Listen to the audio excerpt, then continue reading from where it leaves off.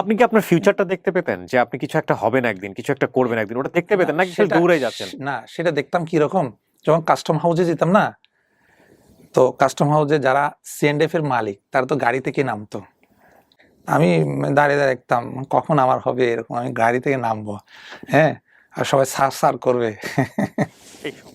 আমি বললাম একদিন তোমার একটা কথা বলি, কিছু মনে করিও, হয়তো ও তো এইচবিএস পজিটিভ।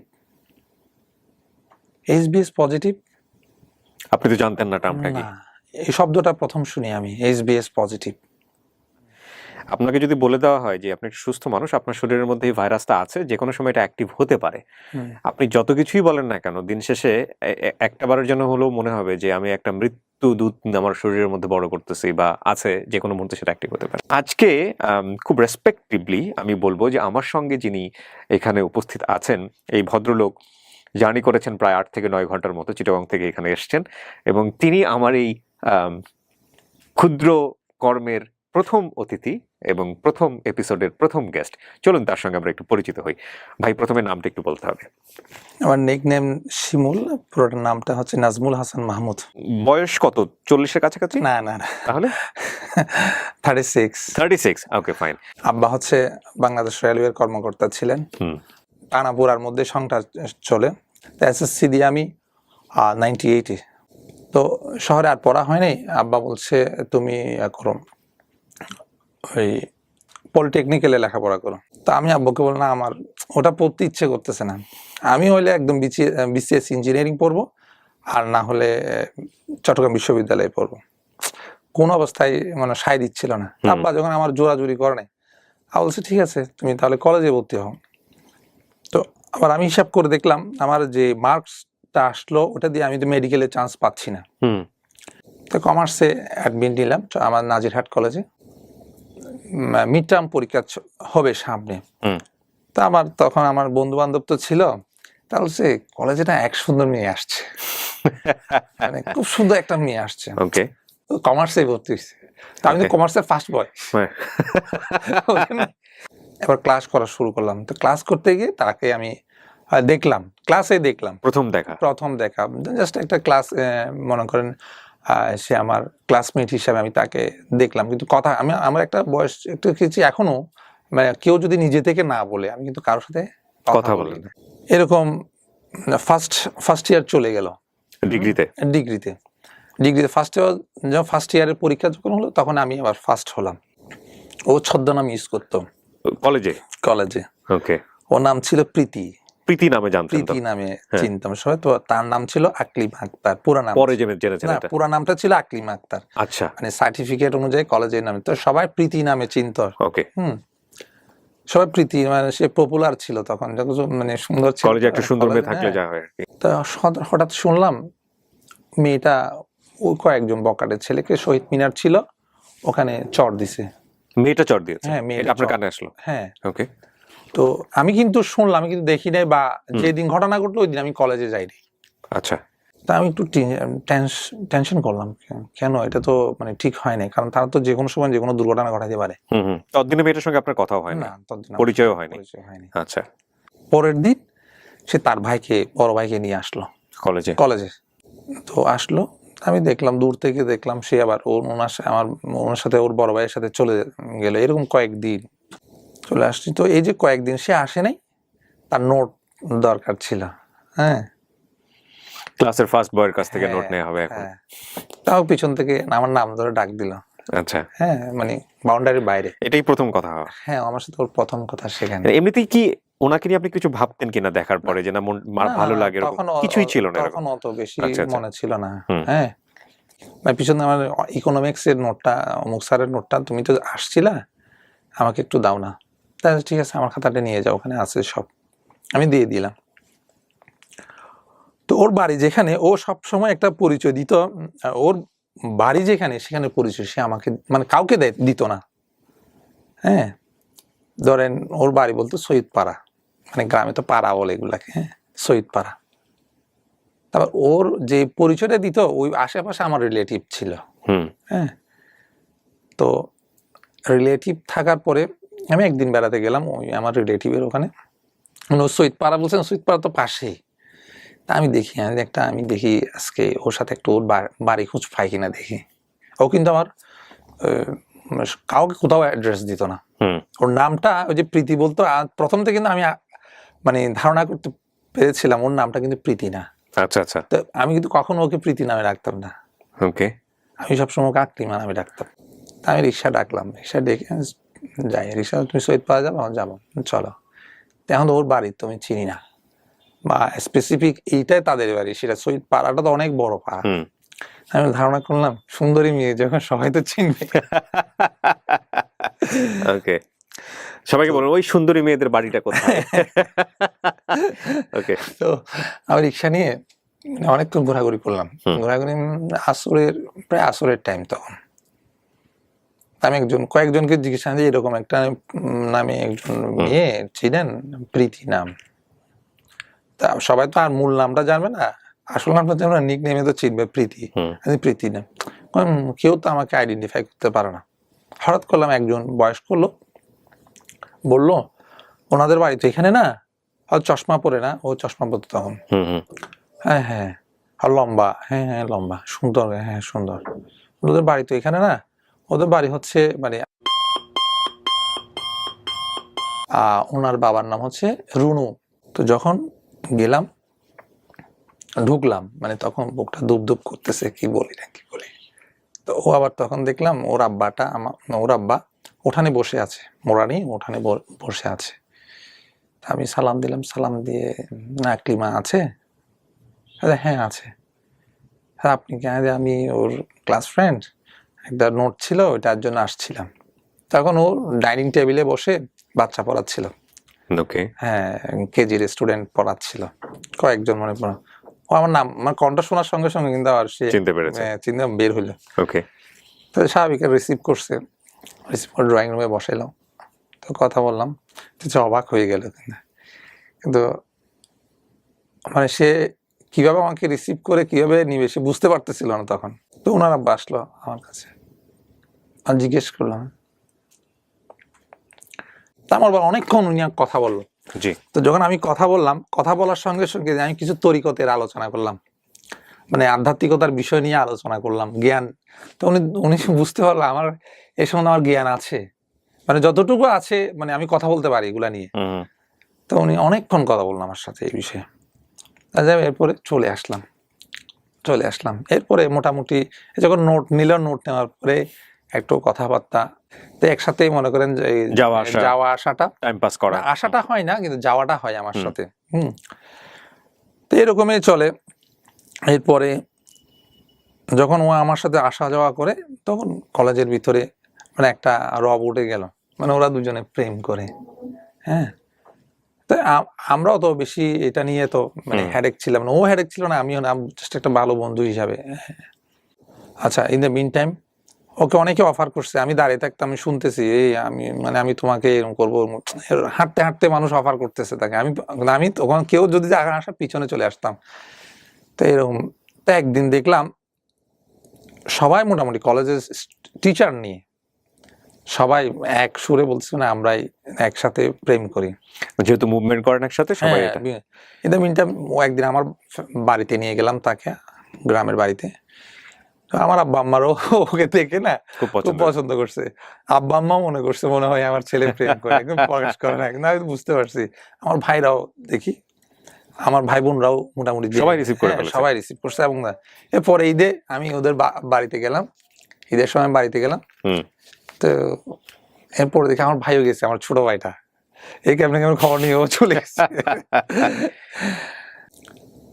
দুর্ভাগ্যবশত মানে আমি ফেল করে ফেললাম, ক্লাসের ফার্স্ট বয় ফেল করে ফেললো। আমি ফেল করলাম,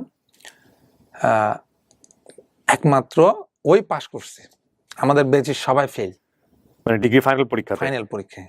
এটা আমি তো মেনে নিতে পারতেছিলাম না, খুব স্বাভাবিক, অসম্ভব ব্যাপার। আমি তো ফেল করার লোক না বা ছেলে না। কিসে ফেল করলাম? ইংরেজিতে।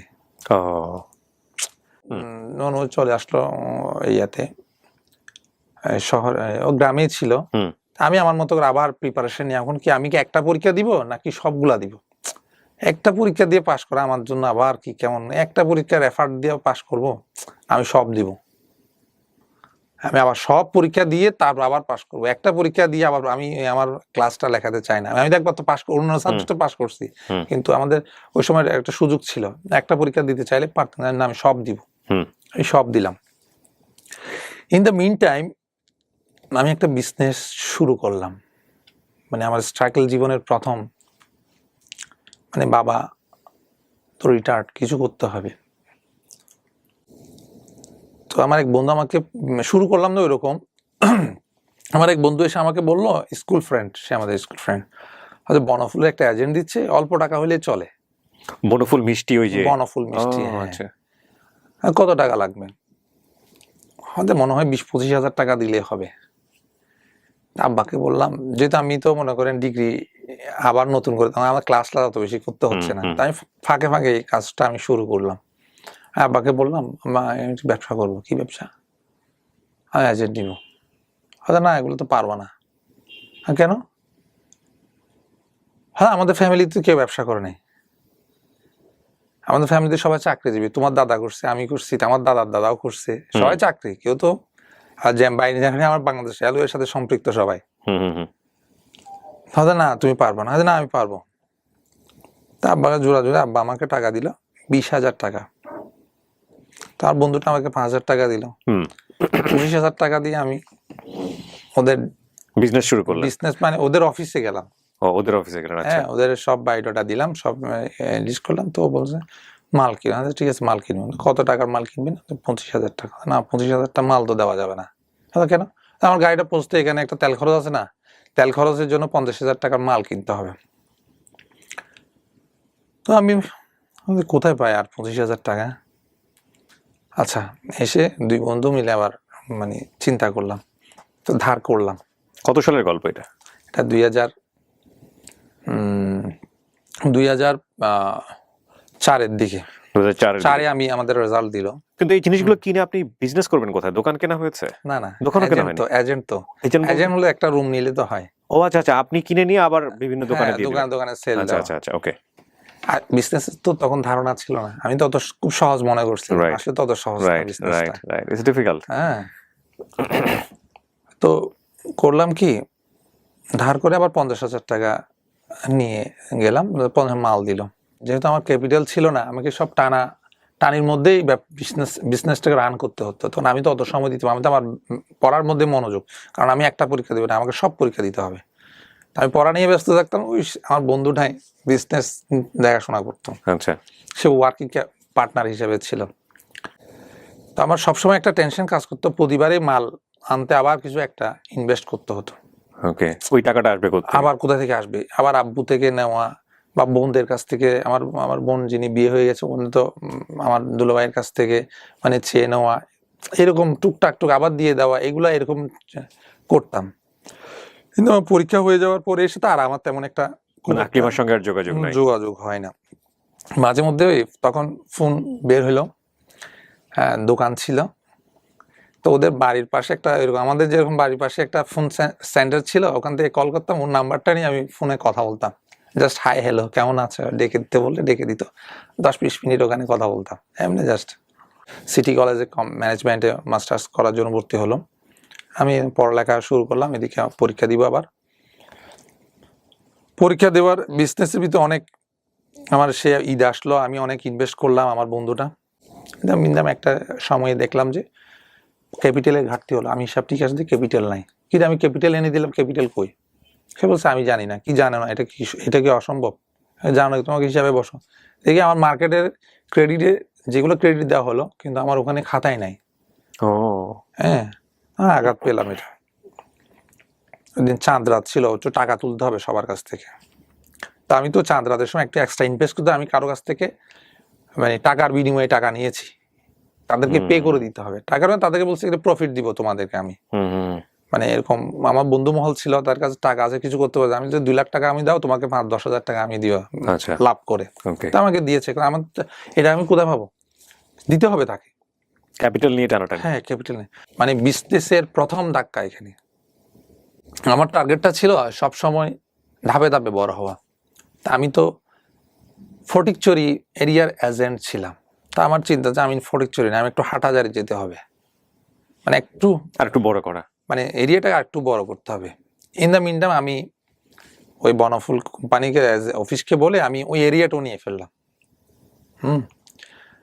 ওই ঈদের পরে কিন্তু আবার আমার বন্ধুটার সাথে আমার সেপারেশন হয়ে গেল, কারণ সে আমার ক্যাপিটাল ঘাটতি করে দিল।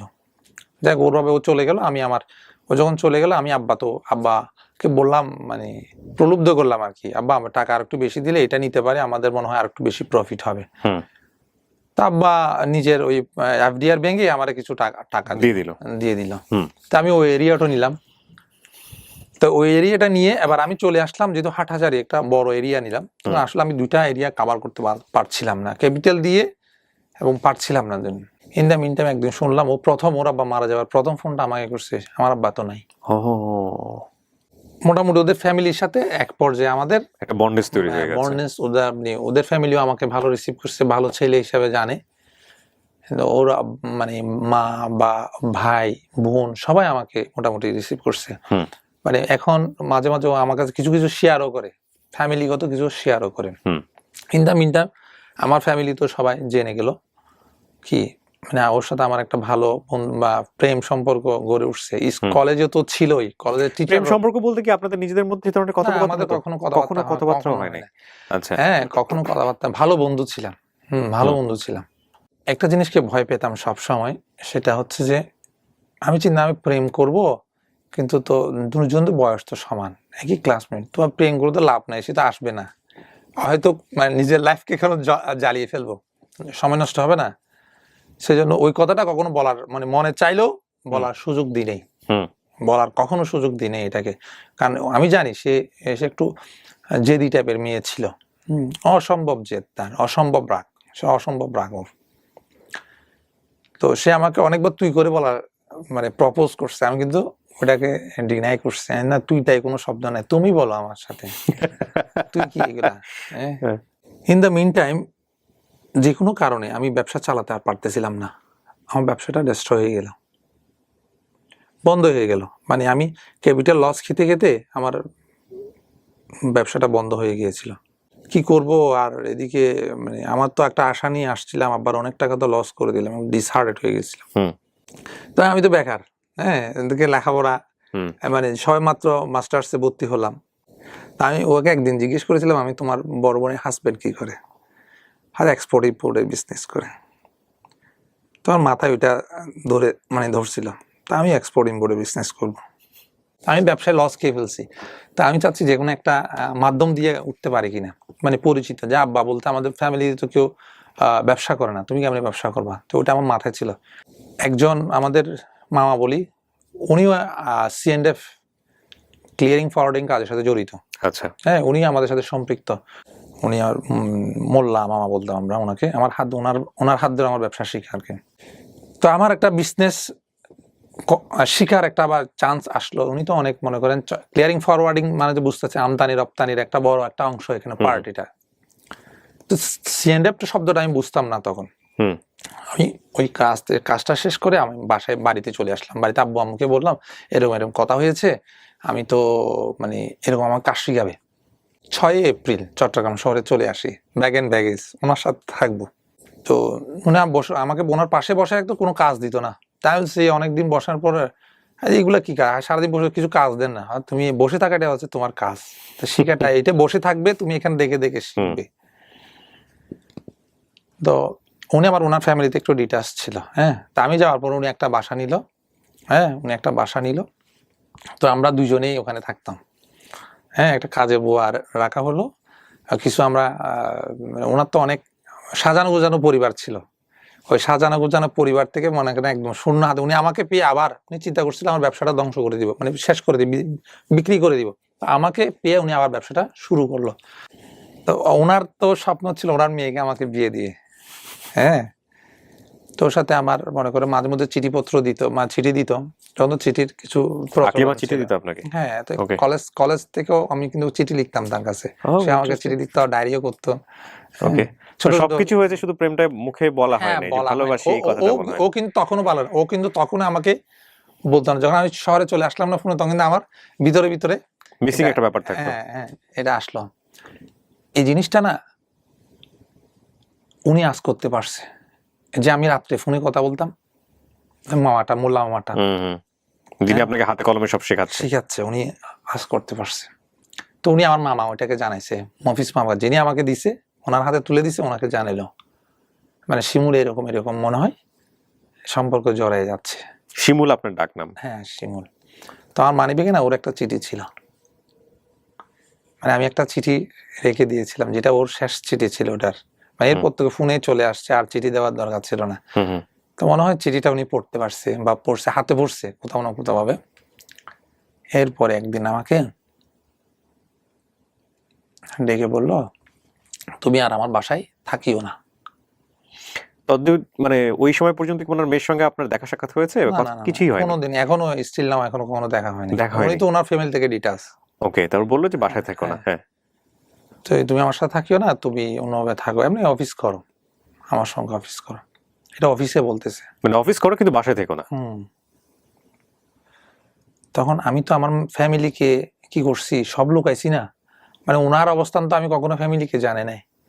হ্যাঁ, আর এই কয়দিন আমার পকেটে যা টাকা ছিল, সব টাকা কিন্তু আমার কিছু, যখন বিজনেস ক্লোজ করলাম না, তখন কিছু টাকা তো ছিল, আর আব্বাকে তো টাকা দিই না, এগুলা আমার কাছে ছিল। তা আমি তো এখানে শহরে সেগুলা শেষ করে ফেলছি। থাকবো কই? ফার্নিচার কিনলাম ওনার সঙ্গে, আমি ফার্নিচার কিনলাম, আমি খরচ করছি, এই সেই করছি, সব শেষ করে ফেলছি। ওই দিন না আমার পকেটে, আমার মোবাইলটা তো ছিল, আমার পকেটে কোনো টাকাই ছিল না। আমি কি করি এখন? আমি তো কার মুখ দেখা, আমি তো অনেক বড় স্বপ্ন নিয়ে চট্টগ্রাম শহরে আসছি, এক্সপোর্ট ইম্পোর্টের বিজনেস, C&F শিখতেছি। হ্যাঁ, সবাইকে আমি স্বপ্ন দেখাচ্ছি, আব্বা আম্মাকে আমি স্বপ্ন দেখাচ্ছি। তো আমি আর কোনো, ওনাকে ফোন করলাম, মামা আমাকে না এরকম এরকম বলছে। তো সন্ধ্যা হয়ে পার হয়ে যাওয়ার পরে, তো আমি জানি না আমি কোথায় থাকবো। তা আমি না আগ্রাবাদ, মতিঝিল যেরকম এরিয়া, আগ্রাবাদটা হচ্ছে চট্টগ্রামের জন্য ব্যস্ততম জায়গা আর কি, অফিসিয়াল পাড়া, ব্যাংক পাড়া এটা। তো রাতে আর কোথায় যাওয়ার জায়গা তো নাই, কিন্তু আত্মীয় স্বজন তো অনেক আছে, কিন্তু তাদেরকে আমি কি বলতে পারবো? তাদের কাছে তো আমি যেতে পারি, তারাও তো আমাকে, যখন চট্টগ্রাম শহরে চলে আসি, তারাও জানে শিমুল অনেক এখন টাকা কামাচ্ছে মনে হয়। হ্যাঁ, আসলে তো কোনো টাকা কামাচ্ছি না, এখন কারো কাছে ছুটে হতে পারছি না। এখন ওনাকে ফোন করলাম, তো উনি আমাকে মনে হয় তখন কিছু না বলে ফোনটা কেটে দিল। তো উনি সম্ভবত আমার মাকে ফোন করছে বা আব্বাকে ফোন করছেন, আমার মা, আমার বাসা তো আছে, বা আমার মা আমাদেরকে বলার জন্য। তা আব্বা আম্মা কি করছে, ওদেরকে বলে নাই, ওকে ফোন করছে, আকলিমাকে। ওর নাম্বার ছিল আমাদের বাসায়। ওকে ফোন করছে, শিমুলকে দেখো কোথায় কি অবস্থা, এইরকম এরকম অবস্থা। তা আমি ফোনে, ও আমাকে ফোন দিলে, আমি কথা বললাম, আমি হাঁটতেছিলাম রোডের ভিতরে, না আমি আছি, ভালো আছি। হ্যাঁ, তা আজকে আমি দেখি, আজকে আমার কাছে টাকা পয়সা নাই, এগুলো তো বলতেছি না, ওর কাছে কেমনে বলবো এটা। তো তো আমি তখনও পর্যন্ত কিছু খাই নাই, কিন্তু তাকে বললাম, না আমি আছি, আজকে দেখি না, আজকে অনেক রোডে অনেক লোক থাকে না, এই ফুটপাতের উপর পড়ে থাকে না, আমি আজকে দেখি আছি, থাকি এখানে না, হয়তো তুমি যে কোথাও যাইও না, তুমি থাকো, আমি আসতেছি।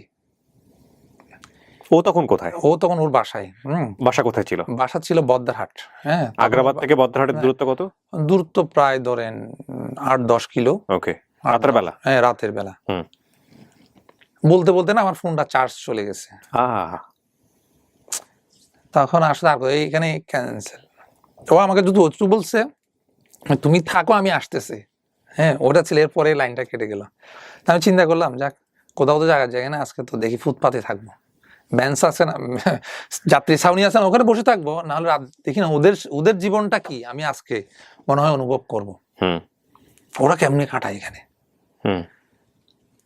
তো আমি বসে ওখানে হাঁটতেছিলাম, ওই এরিয়াতে হাঁটতেছিলাম, ওদেরকে কিছুক্ষণ পরে, ধরেন 8 ঘন্টা পরে, ও ট্যাক্সি নিয়ে হাজির।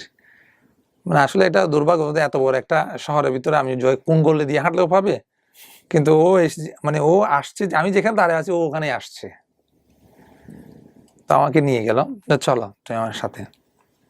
তো এখন ওর বাসায় কেমনে যাবো, ও ট্যাক্সি নিয়ে আবার আমাকে নিয়ে ফেললো। ইন দ্য মিন টাইম ও আমার আম্মার সাথে যোগাযোগ করতেছে। ওকে, হ্যাঁ, তা ওকে বলছে নাকি, মানে আমার ছেলেটা কোথায়, একটু দেখো তুমি। হ্যাঁ, তো আমি তো রাতে ওর বাসায় কেমনে যাব, এটা সুন্দর দেখাচ্ছে না, তুমি এক কাজ করো, আমি মামার বাসায় যাব। আমার মামাটা আবার বদ্রাট, এটা আবাসিক, চাঁদগা আবাসিক এরিয়া, ওখানে থাকতো। আমি বলছি, মামার বাসায় আমি চলে যাব। তো মামার বাসায় ও নেমে গেল ওখানে বদ্রাট, অল্প দূরটা মামার বাসায় 1 কিলোমিটার ধরেন এরিয়াটা। ট্যাক্সি ভাড়াটা আমার হাতে দিয়ে সে নেমে গেল, আমি চলে গেলাম। তো মামাকে কলিং বেল দিয়ে ওখানে ছিলাম। একদিন ওর বাসায় আমাকে নিয়ে গেল, ওদের বাসায়, বদ্রাট বাসায়।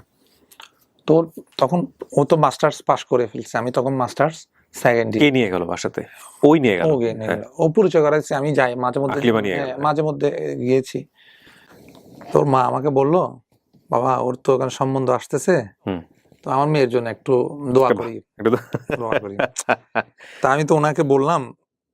তো ইন দ্য মিন টাইম ওনার বড় বোন ঢুকলো। ওকে। তো শিমুল, আমি মানে ওর বড় বোন, তোমাকে তো অনেক ধরে খুঁজতেছি, তো আজ যাক পেয়ে গেলাম। বসেন, কি জন্য খুঁজতেছেন? সেম কথা, মানে এইরকম, তুমি একটু দরবারে দোয়া করতে হবে। হ্যাঁ ঠিক আছে, আমি তো ছোট মানুষ, আমি কি দোয়া করব? তো আপনি একটা কাজ করতে পারেন, বৃহস্পতিবারে আসেন, ওখানে তো মিলাদ হয়, ওই মফিজ মামাকে বলিয়েন, উনি তো অনেকদিন ধরে আছে ওখানে, উনি দোয়া করাই দিবে আপনাকে। হ্যাঁ, তো ঠিক আছে, এই কথাটাই। তো আমি ওনাকে বললাম, একটা কাজ করে দরবার, একটা আমরা মসজিদ করতে, মাদ্রাসা করব, ওখানে কিছু টাকা শরিক হয়েন, 10 ব্যাগ সিমেন্ট দিয়ে আপনি এ নিয়ত করে আর কি। হ্যাঁ, তো ঠিক আছে দিব। আর ওনার বড় বোন, আমি দিয়ে দিব এটা। তো আমিও জাস্ট এটা মানে এটা হালকাভাবে নিলাম, মানে ওর বিয়ে হয়ে যাবে, এটা আমার কি। হ্যাঁ, তো আমি করলাম কি, পরের দিন ওই মফিজ মামার বাড়িতে গেলাম, মফিজ মামার বাড়িতে গেলাম। তো এটা বলবো, মানে আপনাকে দোয়া করতে বলছে, এরকম একটা নিয়ত করছে, আরজি দিতে বললো। তো ওনার সাথে কথা বলতে অনেক রাত, ওনার রুমে শুয়ে আছে, দুজনে একসাথে শুয়ে আছে। হ্যাঁ, উনি আবার, আমি গেলে উনি আমার সাথে, মানে ওনার মানে ওনাকে আমাকে পাশে রেখে উনি ঘুমাতো। আচ্ছা আচ্ছা, আমাকে খুব বেশি স্নেহ করে, এখনো করে উনি। ওকে। তো উনি আমার কথাটা শুনে না, আমি ওনার মেয়ের এরকম বিয়ে হয়ে যাবে, আপনাকে দোয়া করতে বলছে, একটু দরবার আরজিতে বলছে। উনি অনেকক্ষণ চুপ মারেছিল, মানে আমার সাথে কথা বলে উনি এক ধ্যানে অনেকক্ষণ চুপ ছিল। তো বলছে, শিমুল তুমি করলে কি হয়, বিয়েটা তুমি করলে কি হয়, দূর, কি বলেন, চাল নাই চুলা নাই, হ্যাঁ আর কিছুই নাই। আমি ওরে বলতে দেবো, আমার সম্পর্ক তো নষ্ট হয়ে যাবে, আমার সম্পর্ক তো, বন্ধুত্ব সম্পর্ক জীবনে তো থাকবে না, আমার মুখে দেখবে না, কি বলেন, যতটুকু আছে অতটুকু নষ্ট। হ্যাঁ নষ্ট, আর কখন তো এগুলো। আর আমার অবস্থান কি আপনি জানেন না, আমার কিছু আছে এখন, আমি লেখাপড়া শেষ করছি, বিজনেস কিছু করছি। It's a very important part of this story. এতক্ষণ যারা শুনছিলেন, খুব ইম্পর্টেন্ট পার্ট। আমরা এই অনুষ্ঠানের নামটা কেন ব্র্যান্ডিং বাংলাদেশ রাখলাম সেটা আমি আপনাদেরকে বলেছি, আমি ডিফাইন করব না। অ্যাটলিস্ট 10টা এপিসোড দেখার পরে আপনারা বুঝতে পারবেন যে এই অনুষ্ঠানটা কেন different. Of course it's a life story, but কেন ডিফারেন্ট, এবং আপনারাই বুঝতে পারবেন যে কেন ব্র্যান্ডিং বাংলাদেশ হলো। So it's very turning point, please listen. হ্যাঁ, তো না হলে আমি বলছি তো, এটা ঘরের, এটা 10 হাত না ঘরটা, তুমি 5 হাত দাও, 5 হাত ও যদি আসে করবা, না করে নেই, 5 হাত তোমাকে যেতে হবে কিন্তু, মানে তোমার কাজটা তুমি করে রাখো। হ্যাঁ 5 হাত তোমাকে যেতে হবে। এখন আমি তো ওনাকে মুরব্বী মানি, মানে তরিকতের জগতে ওনাকে আমি মুরব্বী মানতাম, এখনো মানি। আচ্ছা, উনি যখন বলছে, এটা খুব বলি না, নিশ্চয়ই এটা কোনো একটা ইস্যু তো আছে। তো ওকে ফোন দিলাম, পরের দিন ওখান থেকে বের হয়ে আসার সময়, আমি তোমার সাথে আজকে একটু কথা আছে আমার। তো বলছে, হ্যাঁ তোমার একটু জরুরি কথা আছে, একটু সময় দিতে হবে আমাকে। তো বলছে, আমি তো চাকরিতে আছি, ও চাকরি করতেছে কিন্তু, তো আমার সময়টা এখন শেষ হবে, এতক্ষণে শেষ হবে, এরপর আসলে হবে? হবে। তা আমি ওকে বললাম, তুমি এক কাজ করিও না, হ্যাঁ আমি আসবো এখানে, তুমি এখানে আসিও। তো আসলাম, এসে একটা গাড়ি নিলাম, গাড়ি নিয়ে বিচে চলে গেলাম, পতেঙ্গা বিচ যেটা আছে না, পতেঙ্গা বিচে চলে গেলাম।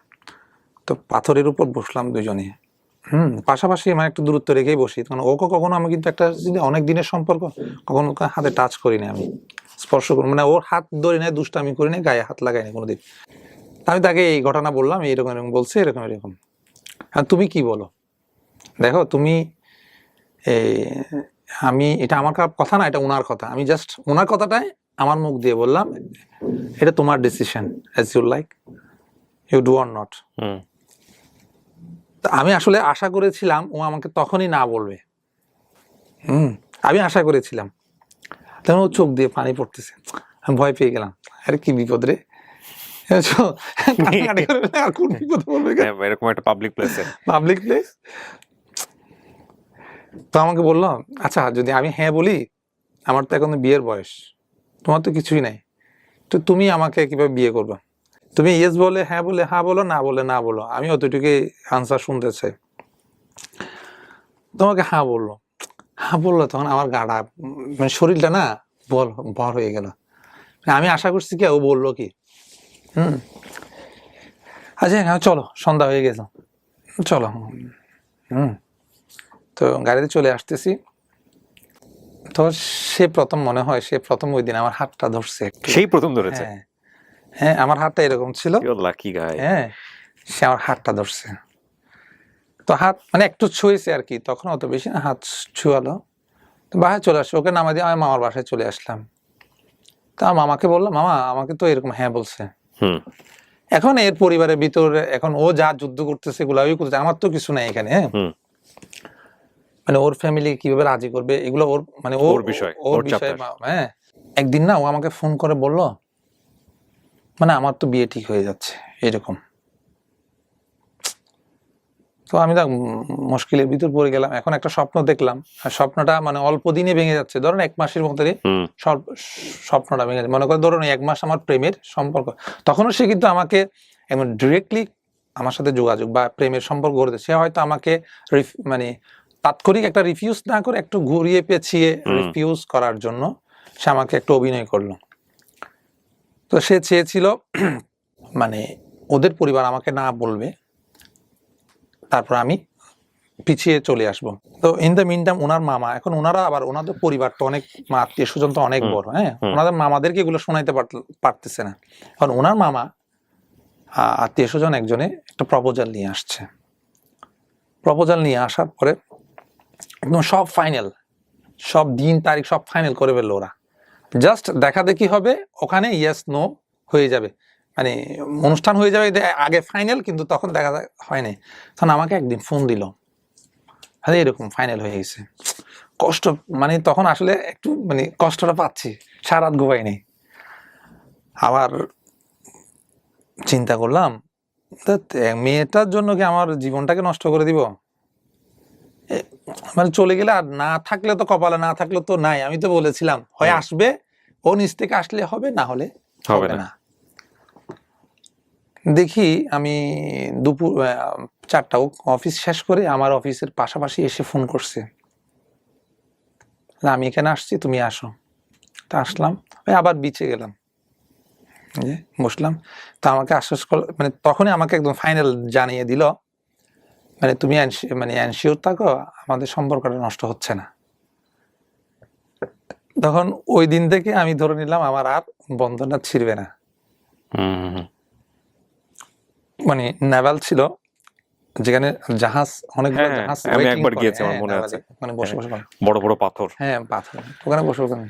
তো চলে আসলাম কথাবার্তা বলে। তো ওই দিন থেকে মোটামুটি আমি ধরে নিলাম আর আমার সম্পর্কটা নষ্ট হচ্ছে না।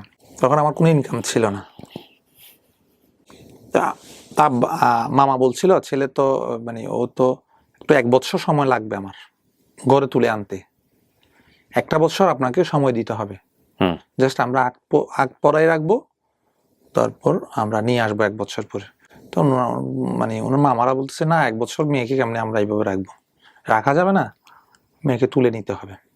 তা আমার অবস্থা তো আর ওর মামারা জানে না, আর আমার অবস্থানগুলা ওরা ওদের মামাকে শোনাতে চাচ্ছে না। ওকে, হয়তো আজকে অনুষ্ঠানের মাধ্যমে শুনতে পারে কেউ কেউ। ওকে, মানে কাবিন নামা নিয়ে আমাদের চট্টগ্রাম তো কাবিন নামা একটু বেশি ধরে, স্বর্ণ বেশি ধরে। তো এগুলা নিয়ে একটু কথা কাটাকাটি।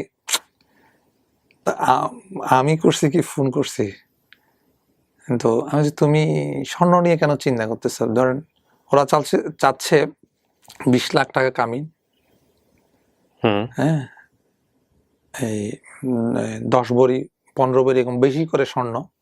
তা আমার ছেলে তো অত অবস্থার নাই, দিতে পারবে না। তা আমি ফোন করছি, যখন আমি শুনতে পাচ্ছি এখানে কথা কাটাকাটি হচ্ছে, কাটাকাটি হয়ে গেলে তো আবার অনুষ্ঠান নষ্ট হয়ে যাবে। আমি একটু কৌশল অবলম্বন করলাম, আর দূর যা বলে তুমি রাজি হয়ে যাও, তুমি যা বলে দেওয়ার মালিক তো আমি, রাজি হয়ে যাও। তোমার 10 ভরি দিব না 8 ভরি দিব না 20 ভরি দিব, এটা আমার দায়িত্ব। আমি তোমার বেশি দিলে সমস্যা আছে? ওনার বড় বোনকে ফোন দিলাম, আপা এগুলো নিয়ে চিন্তা করেন না, এগুলো দেওয়ার মালিক তো আমি। আমার আগদ অনুষ্ঠান মানে হয়ে গেল, তো আমার আসলে খুব বেশি টাকা ছিল না। মানে আক্ট বলতে আসলে কাবিননামায় সাইন হ্যাঁ, করা, হ্যাঁ, হ্যাঁ, ওইটা আমার তুলে নেওয়া হয়নি হ্যাঁ, এখন তুলে পর্যন্ত। নেওয়া হয়নি। ওকে, এখনো কিন্তু মামার বাসা থেকে আক্ট করেছি আমি, নিজের বাড়িতেও না। নিজের বাড়িতেও না। পয়েন্ট। হ্যাঁ, এরপর যখন আমি এবার ওদের বাসায় যাওয়া আসা শুরু হলো, মানে আনুষ্ঠানিকভাবে আর কি, মানে বন্ধু বান্ধব নিয়ে যাওয়া, ভাইদেরকে নিয়ে যাওয়া, এভাবে এখন পর্যন্ত বউকে নিজের সংসারে আনেননি। আনা হয় না। তখন আমি তো মামার বাসায় তখন আপনি নিজে মামার বাসায়, মামার ওই সময় এরকম একটা রেজাল্ট আসলো। রেজাল্ট আসলো। হুম। এটা মানে মানে লিভার সিরোসিস জাতীয় অসুখ আর কি। হ্যাঁ। একটা ডাক্তার দেখলাম, বিশ্বজিৎ দত্ত, ওনাকে রিপোর্টটা দেখানোর পরে উনি আমাকে জাস্ট না, আপনারটা তো ইনঅ্যাক্টিভ, খুব একটা সমস্যা নেই, আপনি লাইফ লিড করেন, কোনো ওষুধপত্রের দরকার নেই। তারপরেও নিজকে আর মানায় নিতে পারতেছিলাম না। ধরেন তখন আমার এমন হলো, সর্দি কাশি গায়ে জ্বর এগুলো লেগেই, মানে এরপর থেকে লেগেই আছে। সাইকোলজিক্যালি দুর্বল হয়ে যাওয়া, যেটাকে দুর্বল বলে। হয়ে যাচ্ছি আমি মানসিক, যেহেতু ফাইন্যান্স নাই আমার ফাইন্যান্স নাই, বিয়ে করে ফেলছি, বিয়ে করে ফেলছি, আমার প্রতিষ্ঠান ঠিক হয় নাই, কিছু ঠিক হয় নাই। আব্বা আম্মার স্বপ্ন ছিল আমার ছেলে মানে কিছু ইনকাম করবে, বড় হবে, কিছুই নাই। এখন আমি কি করব? এখন পরিবারের বড় ছেলে, এর মাঝখানে শরীরে এত বড় একটা অসুখ, এত বড় একটা অসুখ। অসুখের চিন্তাটা মাথায় থেকে বাদ দিয়ে দিলাম। অসুখ টসুখ এগুলা কোনো ঘুমন্ত আগ্নেয়গিরির মতো। আপনি যতই বাদ দেন না কেন, আমাদের একটা কথা আছে, সাবসিকুয়েন্ট মাইন্ড, অবচেতন মন পিন কিন্তু করতেই থাকে। হয়তো আপনি বুঝতে পারছেন না। আপনাকে যদি বলে দেওয়া হয় যে আপনি একটা সুস্থ মানুষ, আপনার শরীরের মধ্যে এই ভাইরাসটা আছে, যে কোনো সময় এটা অ্যাক্টিভ হতে পারে, আপনি যত কিছুই বলেন না কেন, দিন শেষে একটা বারের জন্য হলেও মনে হবে যে আমি একটা মৃত্যু দূত আমার শরীরের মধ্যে বড় করতেছি, বা আছে, যে কোনো মুহূর্তে সেটা অ্যাক্টিভ হতে পারে। হ্যাঁ, হ্যাঁ, হ্যাঁ। সো এটা সাইলেন্টলি কাজ করে, বাট ওভারকাম করতে হয় আর কি। কারণ আমি তো এক সংগ্রামী জীবনের সাথে আছি। আমাকে এটা যদি মাথায় আনে, আমার কাজ, আমি লক্ষ্য পৌঁছতে পারবো না। This is the main thing of the story. Okay, তারপর মনে করেন আমি ঢাকা শহরে আসতাম, বাসে করে আসতাম, এসে ফকিরারপুল নামতাম। আপনি কি ঢাকাতে চলে আসলেন তখন? না, এই যে সিএনএফ বিজনেসটা হচ্ছে ইম্পোর্টার বেস। আচ্ছা। ইম্পোর্টার আপনাকে কাজ দিবে, ও ডকুমেন্ট দিবে, আপনি ক্লিয়ারিং করবেন। হ্যাঁ, ওকে। তা আমি আমার ওই ছোটখাটো ফ্লাইং বিজনেস যেটা করতাম, ওটার সাথে আমি দেখছি আমার এটাকে করতে হবে। কারণ আমার একটা মাথায় ছিল, আমি যখন ওই যে লাইসেন্স, কাস্টমস পারপাস একটা লাইসেন্স করতে হয়, যেটি সরকার কাস্টমস লাইসেন্স এন্ট্রি হওয়ার জন্য, তো আমি ওই লাইসেন্সটা আমার হুজুরকে দিয়েছিলাম। তো হুজুর আমার জন্য যখন একটা দোয়া করছিল, আমার একটা মানসিক বিশ্বাস ছিল, সবার দোয়া ফেল হইতে পারে, ওনার দোয়া ফেল হইতে পারে না। আল্লাহ ওনার দোয়াটা অবশ্যই কবুল করবে। মানে ওটাকে আমি ধারণ করে আমার সংগ্রামী জীবনটাকে আমি শুরু করলাম। ঢাকায় আসলাম, এসে তখন কি বাসা নেওয়া হয়েছে চিটাগাঙে? না, তখনও হয়নি। তো এসে বিভিন্ন জনের কাছে ঘুরতেছি, কেউ রেসপন্স আমাকে দেয় না। আমার বিয়ে হলো, বিয়ে মানে আপনি তাকে নিয়ে আসলেন? বিয়ে তো আসলে কাবিনেই হয়ে যায় না, বিয়ে অনুষ্ঠান, তুলে আনা, এগুলো তো ঝাঁকজমক ভাবে হয়। হ্যাঁ, তুলে আনাটা হলো কি, আমি তো গ্রামে থাকতাম তখন, আর তো শহরে ছিলাম, তো বাসা নিয়ে ফেললাম। বাসা নিয়ে কিছু আপনার ফার্নিচার কিনলাম, ও আর মিলে, আমি দুজনে মিলে কিনলাম আর কি। তো বিয়ের দিন না, তোর সাথে আমার কথা ছিল 8 ভরি স্বর্ণ। আমার তো 8 ভরি স্বর্ণ জোগাড় টাকা হয়নি। সারাটা দিন মনে করেন আমার গায়ে হলুদটা হয় নাই, মানে আমার অনেক ব্যথা এটা। তো ধুমধাম করে গায়ে হলুদ, রেস্টুরেন্টে ওর গায়ে হলুদটা হচ্ছে। আমি সারাদিন বিয়ের বাজার করছি। আমার বাজার আমি একাই করছি, আমার বাজার কেউ করে নাই, কিন্তু আমার ফ্যামিলির কেউ করে নাই, মানে যে কোনো কারণে হয়তো করে নাই আর কি। হ্যাঁ, আমি ওরা আমাকে, ওনাদেরকে বলি নাই আমারটা আমি সেরে নিব। সব ঠিক করছি, কিন্তু আমার এই কি হয়, আমার অর্নামেন্টসটা জোগাড় করা হয়নি। বিয়ের দিন, এরপর রাত্রে, আমি রাতের ঠিক 10:30 আমার মা ফোন করে, তুমি চলে আসো, এত রাত বাইরে কেন, আজকে মেহেদি তোমার। তো আমার শাশুড়ি সত্যি কান্না পাচ্ছিল তখন, মানে আজকে আমার মেহেদিটা আমি পড়ার সুযোগ হচ্ছে না আমার, আমার অনেকগুলা বাজার করতে হবে ওর জন্য। মানে সংসারের একটা, মানে অনেক বড় একটা জাহাজকে মনে আমার কাঁধে নিচ্ছি। গোল্ড তখনও কালেক্ট করা হয়নি। তখন আমার কালকে বিয়ে, আমার গোল্ড কিনা হয়নি। পরে আমি বলছিলাম, আমার ভাইটাকে বলছিলাম, মানে মামাতো বোন হাজব্যান্ডকে বলছিলাম, আমার বোনের গোল্ডগুলো আমাকে দাও, আমি তোমাকে পরে দিয়ে দিব। একদিন সকালে সে আমাকে ফোন করলো, এটা দেওয়া যাবে না। আমার অনুষ্ঠানে, আমি এত বড় একটা অনুষ্ঠানে আমি কি করব? তো আমার ব্যাংকে 1 লাখ টাকা ছিল, আমার 1 লাখ টাকা আমার না, বিজনেসের 1 লাখ টাকা ছিল, এটা আমার টাকা না, অন্যজনের টাকা। হুম। তো আমি বলছি ভাড়া নেওয়া যায় না স্বর্ণ? হ্যাঁ পারা যায় তো এরকম।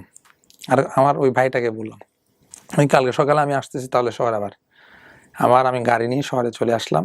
একটা তো ওই দিন ছিল মেবি শনিবার ছিল, বন্ধ ছিল মার্কেটটাও বন্ধ ছিল। আর ওগুলো তো সবাই সবাইকে দিবে না, এতগুলো গয়না কে কাকে দিবে, ওর দোকান থেকে দিবে, কেউ দেবে না। তো পরিচিত জিনিস, আবার ওকে ডেকে নিয়ে আসলাম, পিছন দিক দিয়ে ঘুরে ওর দোকানে ঢুকলাম, ঢুকে ওকে বললাম ভাই এটাকে আমি আপনাকে ঠিক 1 সপ্তাহ পরে দিয়ে যাব। হ্যাঁ, ওর কাছ থেকে কিছু দেওয়া ছিল আর অল্পটুকু না বাকি, কিন্তু অল্পটুকু না দিলে তো আমার সম্মানহানি হবে ওখানে। হ্যাঁ, তো 1 লাখ টাকা দিয়ে আমাকে একটা চেক দিলাম, চেক দিয়ে ও তুলে নেয় টাকাটা, অবশ্যই ও চেকটাই রাখছে, আমি স্বর্ণটা নিয়ে আসছি, ও জানে না এগুলা। ও অনুষ্ঠান হয়ে গেল, নিয়ে চলে আসলাম, বাসায় তুলে আনলাম। এবার আস্তে আস্তে সংসার জীবন শুরু হয়ে গেল আর কি। তখন আপনি কিছু করেন না? তখন আমি কিছু জাস্ট ফ্লাইং, হয়তো আসলে আসলো, না আসলে নাই, অল্প টাকা আমার। ও তখন ধরলো 2টা চাকরি একসাথে, সকালে বাংলা মিডিয়াম স্কুলে, ওই স্কুলে চাকরি ছিল তখন আমার বিয়ের সময়, এরপর ইংলিশ মিডিয়ামের স্কুলের চাকরির টাকাটা পুরোটাই আমাদের ফ্যামিলিতে তুলে দিত আর কি। হ্যাঁ, ও তুলে দিত।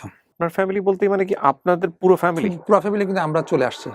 ও পুরো ফ্যামিলি তখন চট্টগ্রামে চলে আসছি, ওই স্বপ্না বিলাতে চলে আসছি। ও আচ্ছা, পুরো ফ্যামিলিকে তখন তো সে টাকাটা প্রোভাইড করতো? হ্যাঁ হ্যাঁ, তখন আমার ভাই কিন্তু MBA পড়তেছে।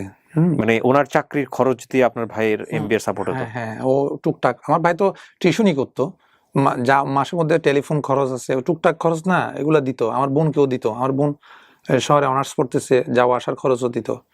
তারপর আমিও প্রোভাইড করতাম, কিছু কিছু দিতাম আর কি। হ্যাঁ, তো দুজনের ভিতরে মনে করেন আন্ডারস্ট্যান্ডিং এর মাধ্যমে চলতো, এইভাবেই আমাদের শুরু হলো।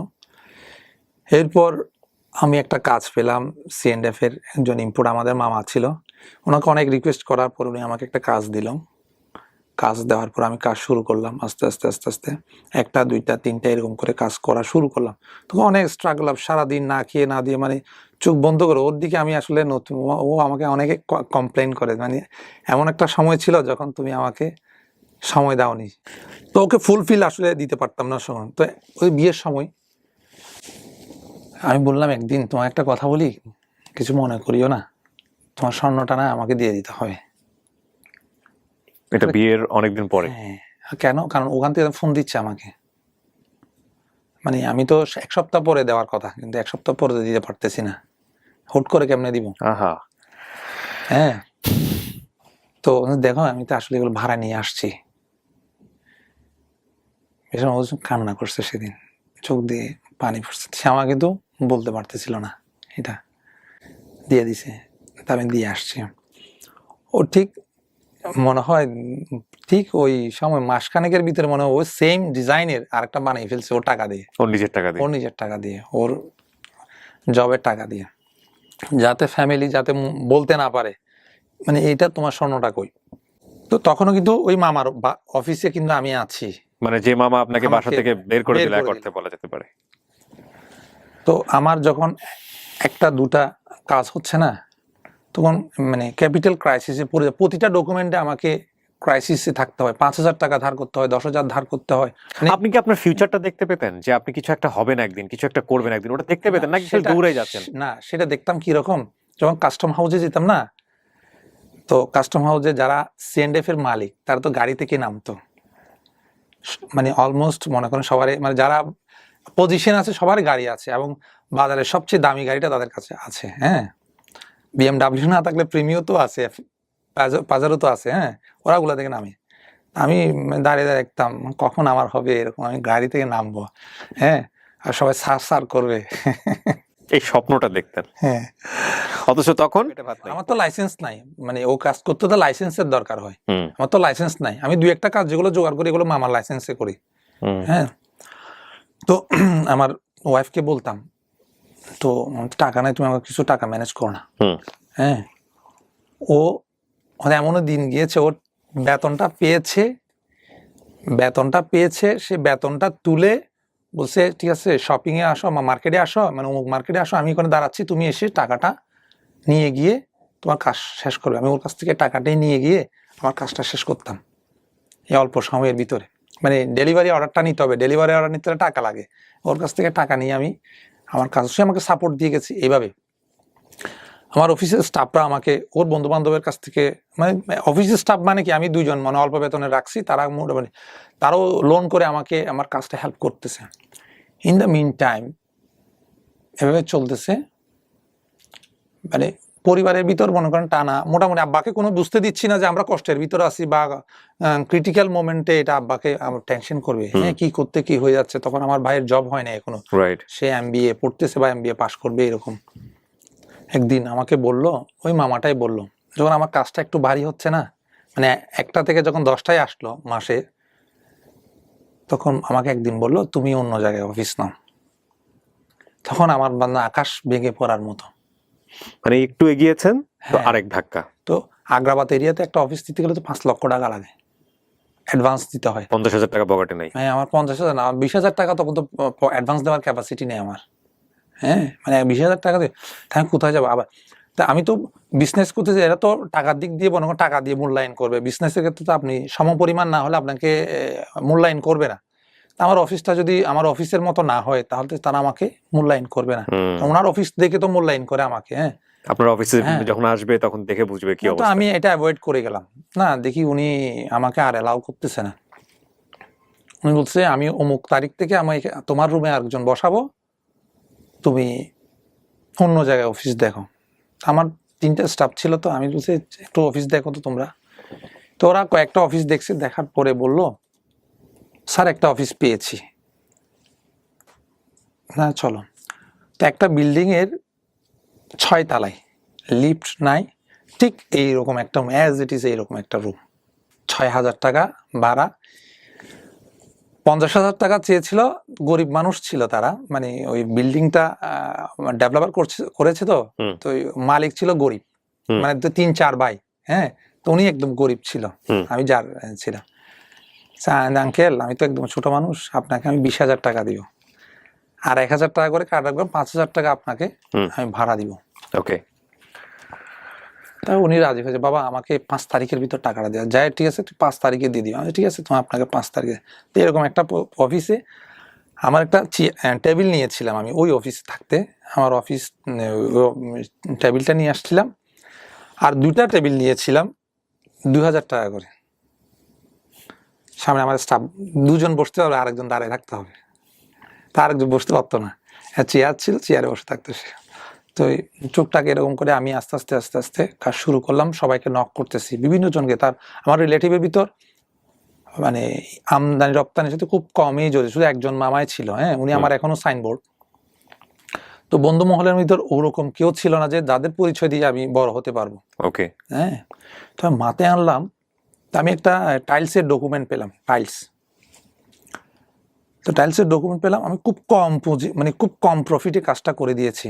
হ্যাঁ, কাজ করে দেওয়ার পরে ওনার মাথায় আমার ধরছে, মানে আমি আগের জনকে তো অনেক টাকা দিতাম, কিন্তু এই তো অনেক কম দিয়ে করছে। এবং উনি কিন্তু বাংলাদেশের ভিতরে টাইলস ইম্পোর্টের ক্ষেত্রে মানে 1 থেকে 5 গুনলে ওনাকে গুনতে হবে। সবাই ওই একটা জায়গায় গিয়ে ক্লিক করে, সেটা হচ্ছে অনেস্টি। অনেস্ট মানুষ কোথাও না কোথাও গিয়ে ক্লিক করবেই করবে। তো তো উনি চিন্তা করলো কি রে, আমার ডকুমেন্ট তো আমার 10টা একসাথে, এক বিএলে 10টা হয়। তা আমি বলছি ভাই আপনি আমাকে এক বিএলে 1,000 করে, এক কন্টেনারে 1,000 করে 10,000 টাকা দিয়ে। তার ধরেন ওনার 40-50,000 টাকা এমনি ডকুমেন্টেশনে বেঁচে যাচ্ছে, এটা কস্টিং এ আসতেছে। তো কারণ আমি তখন একটা থিম নিয়েছিলাম, মানে আমার বিজনেসের এখনো থিম, সেটা হচ্ছে যেহেতু আমার ক্যাপিটাল নাই, তাহলে আমার ক্যাপিটাল কি, আমার ক্যাপিটাল হচ্ছে আমার সততা, আমার ক্যাপিটাল কি, আমার যোগ্যতা, দক্ষতা, এগুলি আমার ক্যাপিটাল। তো এবার আমি ওনার রেফারেন্স ইউজ করলাম, মানে ব্রাদার আপনি আমাকে হেল্প করেন, আমাকে অমুক অমুকের একটু রেফারেন্স দিন। তা আমি যখন গিয়ে একটু ফোন বলবো, আপনি একটু ফোন ধরাই দিন, আপনি একটু কথা বলিন। তো এরকম মানে সবাইকে একটা মানে বিশ্বস্ততার একটা প্রশ্ন, সিম্বল দাঁড়া করলাম ওই ফলের জগতে। আমি নিজে এখন ফল আমদানিকারক, তো মামাকে ওইদিকে স্যাম্বল দাঁড়া করলাম, টাইলসের জগতে ওনাকে দাঁড় করালাম। এখন দুইটা মার্কেট নিয়ে আমি কাজ করতেছি। যতগুলা ইম্পোর্টারের কাছে যায় দুইজনের সাইনবোর্ডটা ইউজ করে আমি অমুকের কাজ করি, একটু কথা বলেন। তো ওনারা তো মোটামুটি আমার অবস্থান দেখে আমার ভালোই বলে, খারাপ বলে না। হ্যাঁ, কারণ তাদের এমন এক জিনিসকে আমি বাঁচিয়ে দিয়েছি যেটা এটা আমি না গেলে হয়তো ওরা অনেক পরে জানতো জিনিসটা। হ্যাঁ, মানে সেক্টরটাকে আমি চেঞ্জ করে দিয়েছি, কিন্তু দুই জায়গায় আমি চেঞ্জ করে দিয়েছি, আমি বলতে পারবো এটা, এই ফলের জগতে আর টাইলসের জগতে। আচ্ছা, মানে আমার পর থেকে সবাই কম বিল করতেছে না। তো এরপরে শুরু করলাম, না আমার তো আসলে খরচ যায়, এই দুই একটা কাজ করে আমার পোষায় না। তো আমি করলাম, আমার তো কোনো লাইসেন্স নাই, জাস্ট আমার একটা কাস্টমস, যেটি সরকার কাস্টম লাইসেন্স আছে, এটা জাস্ট এন্ট্রি পাস। আমি রেফারেন্স কার মামার নোট, মামার লাইসেন্সে কাজ করতে হয়। 10 লাখ টাকা লোন নিলাম। আবার আকলিমা থেকে ওনার স্বর্ণ যেগুলো ছিল বিক্রি করিনি, আমি বন্ধক দিলাম। তাহলে ওনার কাছে আমি নিলাম, ধারণা নিলাম একটা কন্টেনার করতে কত লাগে, 15-16। তাহলে আমার এদিকে 10 লাখ আর এদিকে 4-5 লাখ, হ্যাঁ হয়ে গেল আমার 16। তাহলে আসার সময় তো ওনার কাছ থেকে যে যার কাছে মাল বিক্রি করবো তার কাছ থেকে 2 লাখ তো ধার নেওয়া যায়। এই 15-16 লাখ কি মানে একটা কন্টেনারের প্রোডাক্ট? হ্যাঁ, কি আনবেন এই কন্টেনার? টাইলস নিয়ে আসবেন। হ্যাঁ, টাইলস, মানে তখন টাইলসে প্রফিট ছিল বেশি। হ্যাঁ, ওকে। তবে আমি যেহেতু সিএনএফ এর কাজ করতেছিলাম, টুকটাক তো জানতেছি। হ্যাঁ, অত বেশি কাজ করি নাই তখন, অল্প অল্প কাজ করতেছিলাম। তখন নিজে যখন কাজ করলাম, 2টা কন্টেনার, আমি 16 লাখ টাকা দিয়ে 2টা কন্টেনার অর্ডার করলাম। মানে তখন ওটার জন্য লাগে 30 লক্ষ টাকা। ওকে, তাহলে আমি ঘাটতি ছিল আরো 15 লাখ ঘাটতি ধরেন। এই ধুমধাম করে এগুলো করে ফেলতেছেন, মানে আপনি এই সাহসটা পাচ্ছেন কিভাবে? এটা আমি নিজের উপর মানে সাহস করতে এখনো বিলিভ নাও, এখনো আমার যদি ক্যাপিটাল 2 কোটি হয় আমি 3 কোটি ইনভেস্ট করে ফেলি। আপনারা গল্পটার যে অবস্থায় আছেন, মাছ নদীতে আছেন, একটু সামনের দিকে আগালে বুঝতে পারবেন যে এই লোকটা আসলে কতটা সাহসী নিজের জায়গাতে। ইনফ্যাক্ট কিছু প্রমাণ তো হয়েও গেছে গল্পের যে জায়গাটিতে। হ্যাঁ, তারপর 2টা কন্টেনার নিয়ে আসলাম। আবার ক্যাপিটাল শর্ট, যেটা প্রথম বিজনেসই আমার ছিল ক্যাপিটাল শর্ট, টানাটানি। আমার ডিউটির টাকা কোথায় জোগাড় করবো, এবার ডিউটির টাকা লাগবে। তো আমার কিছু মাল বিক্রি, ওনাকে বললাম, আমি তো মার্কেট চিনি না তখন, তো ওই লোক ভাইটাকে বললাম কিছু মাল বিক্রি করে দাও। মাল বিক্রি, উনি কিছু অ্যাডভান্স টাকা নিয়ে মাল বিক্রি করে দিলে, এইরকম করে 2 কন্টেনার মাল ছাড়াই দিলাম। তো বেশ টাকাটা লাভ হলো ধরেন 2 লাখের না কাছাকাছি টাকা, 2 কন্টেনার 2 লাখের কাছাকাছি লাভ হয়ে গেল। তো লোভ ঢুকে গেল না, তাহলে তো ভালোই কষ্ট করতে পারলে তো ভালোই, দেখি 2 মাসের ভিতরে 2 লাখ ইনকাম। তো মোটামুটি এরপরে রুলিং করলাম, কিন্তু আমি মানে এই বিজনেসটা আমি পুরাপুরি আয়ত্ত করতে পারি নাই। অর্ডার করা, মাল নিয়ে আসা, কার কাছে কেমনি কি যায় এগুলো আমি জানতাম না। জাস্ট আমি এই টাকাটা ইনভেস্ট করতাম, উনি বাকিটা করতো। উনি যেহেতু ঢাকা শহরে সার্ভিস করতো, হ্যাঁ, এরকম করতে করতে আমি আমার টুকটাক সিএনএফ এর কাজ হইতো তখন, অল্প কাজ। সিএনএফটা কি জিনিসটা? কি ক্লিয়ারিং এন্ড ফরওয়ার্ডিং, যেগুলো আপনি এটা আমদানি করবেন, এটা ক্লিয়ারিং করতে হয়, কাস্টমসকে ডকুমেন্টস জমা দিতে হবে না, ওইটা একটা এজেন্সির মাধ্যমে জমা দিতে হবে। ওকে, সো এজেন্সি হিসেবে কাজ করতেন? হ্যাঁ, এজেন্সি, হ্যাঁ, মিডিয়া হিসেবে আমি কাজ করতাম। পুরোটার কাজ দায়িত্ব ছিল উইথাউট এনি ডকুমেন্ট, ওই ভাইটাকে আমি দিয়ে দিতাম। জাস্ট বিশ্বস্ততা সুস্থ উনি আমাকে অ্যাকাউন্টে টাকাটা পাঠিয়ে দিত।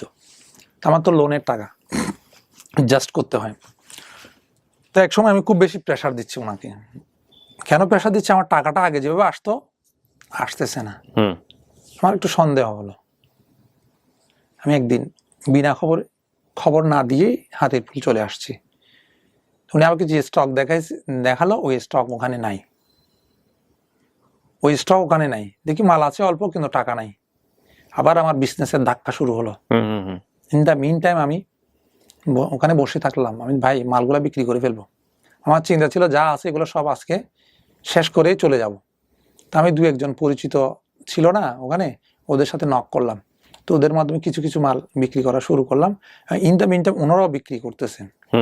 তো আমি তো আর ঢাকায় বেশি দিন থাকতে পারতেছি না, মনে করেন 3 দিনের বেশি আমি ঢাকায় থাকা আমার সম্ভব না। আমি তো আর স্টে করতে পারলাম না, আমি চলে আসলাম। পরে 1 দিন 2 দিন সে আর টাকা দেয় না। তখন কি আপনার বিজনেসে লস? তখন লস। আর এমপ্লয়ীদের বেতন দিতেন কিভাবে? এই 2জন এমপ্লয়ীদের এই বেতন, ওই টুকটাক কাজ হতো না এগুলো দিয়ে? হ্যাঁ, ঠিক টাইমে বেতন দিতে পারতাম না। আর সংসার চালাচ্ছে আপনার ওয়াইফ মূলত? হ্যাঁ, মূলত ওই বেশি চালাচ্ছে। ওকে। ওই চালাচ্ছে সংসার। আমার বিজনেস তো একদম লাল বাতি জ্বলে গেছে তখন। ব্যাংক আমাকে, এইচএসবিসি ব্যাংক বারবার আমাকে চিঠি দিচ্ছে, প্রতি মাসে চিঠি দিচ্ছে। আমার বাড়িওয়ালা একসময় বলে উঠলো, ছেলে কি করছে? আমি তো আব্বা আম্মাকে এগুলো বুঝতে দিচ্ছি না। আমি বলছি, না না, ব্যবসা ভালোই চলতেছে, ব্যবসা ভালোই চলতেছে। তো একদিন বাড়িওয়ালা বলছে, ভাই দেখেন এখানে তো এরকম চিঠি আসতেছে, মনে হয় নিশ্চয় কোনো লোনের কোনো কেস হতে পারে। তা আব্বা আমাকে একটু জিজ্ঞেস করছে, না না সামান্য লোন আছে, এগুলা দেওয়া হয় না তো সেই জন্য। এবং এই লোনটা ব্যাংক থেকে এমন ভাবে তোলা হয়, এটা কিন্তু একটু মানিজ্যের প্রশ্ন হয়ে যায়। যাদের সাথে আপনি যোগাযোগ মেনটেন করবেন ওদেরকে গিয়ে নক দেওয়া শুরু করে। ও কি করলো, ওর বোনের কিছু এফডিআর ছিল। ওর বোনের? হ্যাঁ মানে আপনার ওয়াইফের বোনের? হ্যাঁ। বলছে, বোন আপু থেকে আমি 5 লাখ টাকা তোমাকে নিয়ে দিই, তোমার যা লোন ছিল। আমার কিন্তু দুইটা ছিল, ব্র্যাক ব্যাংকে, এইচএসবিসি তে, দুটোতে একদম কঠিন ব্যাংক, বুঝলেন না? আর দুটোটা শোধ করে দিলে তুই 50,000 করে মাসে দিতে পারবা? হ্যাঁ দিতে পারবো, কিন্তু আসলে দিতে পারবো না। না, আমার একটা প্রশ্ন চলে আসছে এতক্ষণ গল্পটা শোনার পরে, যে আপনার এই যে এতবার ফেইলার এবং সে কম বেশি বিষয়গুলো ইনফর্ম আপনার ওয়াইফ, হ্যাঁ তারপরও সে আপনার উপরে এত আস্থা রাখতেছে কিভাবে? মানে গহনা বন্ধক রেখে হোক, বোনের এফডিআর ভেঙে হোক, বা যে কোনো ভাবে হোক, সে আপনাকে সাপোর্ট দিয়ে যাচ্ছে। সে সাপোর্ট এই কারণেই দিচ্ছে, সে যে আগে বলছে আমার, মানে ওর আত্মীয় স্বজনে, আমি তো প্রেম করে বিয়ে করছি, মানে ও তো প্রেম করে বিয়ে করছে, সেটেল ম্যারেজ না। তো ওর আত্মীয় স্বজন এনেছিল যেগুলো ভালো ভালো প্রপোজাল, অ্যাকসেপ্ট না করলো তো ওদের সামনে মানে ওনার জন্য একটা চ্যালেঞ্জ হয়ে গেছে। চ্যালেঞ্জ হয়ে গেছে আমাকে দাঁড় করানোটা ওর জন্য একটা, যেহেতু আমার ওদিকে ক্যাপিটাল কিছু ছিল, লোনের ক্যাপিটাল, সরি ইম্পোর্টের ক্যাপিটাল, জি, ওগুলা দিয়ে আমি মানে লোনের টেনশনটা মাথা থেকে ঝেড়ে ফেললাম। ছাড়ার পরে এবার চিন্তা করলাম, ইম্পোর্ট তো আমাকে দিয়ে হবে না, এর তো অনেক বড় বিজনেস, মানে অনেক বড় ক্যাপিটালের টাকার বিজনেস, এটা আমাকে দিয়ে অল্প পুঁজি দিয়ে তো ইম্পোর্ট করা যায় না, আমদানি রপ্তানি বিজনেস তো অল্প টাকা হয় না। তাহলে আমার বিজনেসটা কি, আমার C&Fটাকে আমার সম্বল, সেটা কি উইথাউট ক্যাপিটাল ছাড়া আমাকে বিজনেস করতে হবে, মানে উইথাউট ক্যাপিটাল ছাড়া আমাকে ক্যাপিটাল করতে হবে। এবার মনোনিবেশ দিলাম ওখানে। এখন মনে করেন আরো বেশি শ্রম দেওয়া শুরু করলাম, ইম্পোর্টারদের দুয়ারে দুয়ারে যাওয়া, এজেন্সি হিসেবে। হ্যাঁ এজেন্সি হিসাবে, ভাই আমাকে একটা কাজ দেন, আমি করে দিব, কম টাকায় করে দিব ভাই, কিন্তু কেউ তো রেসপন্স করে না। তো মামা কিন্তু আমাকে ডকুমেন্ট সাপোর্ট দিয়ে যাচ্ছে, অল্প অল্প অল্প করে দিয়ে যাচ্ছে। তো উনিও মাঝে মধ্যে বলে, কিন্তু আসলে বললে তো দেয় না সবাই। ইন দ্য মিন টাইম এটা শেষ করলাম, আর একটা ধাক্কা আসলো, আমার ওই মামাটা আবার আমাকে একটা প্রপোজ করলো, তুমি আমার লাইসেন্সে কাজ করতে পারবে না, তুমি তোমার নিজের লাইসেন্স করো, তারপর তুমি কাজ করো। কেন? আমার যখন 8-10টা হলো না, তখন হয়তো ওনার স্টাফদের ভিতরেও একটা জেলাস চলে আসছে, শিমুল হয়তো উপরে উঠে যাচ্ছে।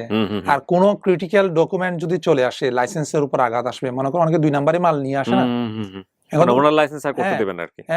আমার অফিস আর ওনার অফিস তো দূরত্ব হয়ে গেল, মানে আমি কি কাজ করতেছি এটা উনি তো জানে না, হয়তো আমি টাকার লোভের জন্য অনেক 2 নম্বরে কাজ করে ফেলতে পারি, কথা বুঝেন না? স্বাভাবিকভাবেই ওনার জায়গা থেকে উনি লাইসেন্স শেয়ার করবে না। হ্যাঁ, উনি আমাকে আঘাত দিল, তুমি আগামী মাসের অমুক তারিখ থেকে আমার লাইসেন্স ইউজ করতে পারবো না, যা ডকুমেন্ট গুলো আছে তুমি ডেলিভারি কমপ্লিট করে ক্লোজ করো।